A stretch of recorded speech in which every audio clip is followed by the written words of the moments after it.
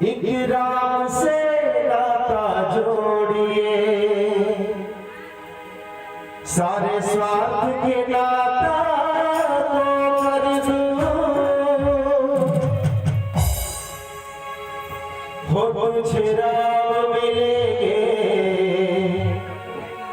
जीवन में जरूर, तुझे राम मिलेंगे जीवन में जरूर।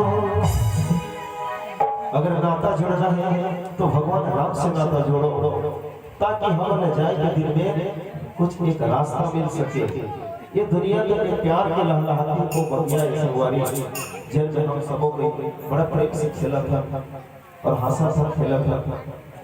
ऐसे गाँव भक्ति लक्षण करके हम इस संसार में मुक्ति नहीं पाओ। ये भजन के साथ आप जुड़ना चाहिए और कहते हैं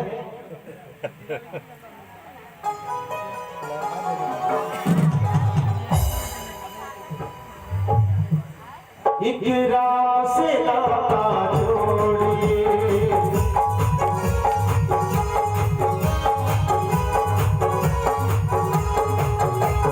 इकराम से नाता जोड़िए, सारे स्वार्थ के नाता कर दूं, तुझे राम मिलेंगे जीवन में जरूर, तुझे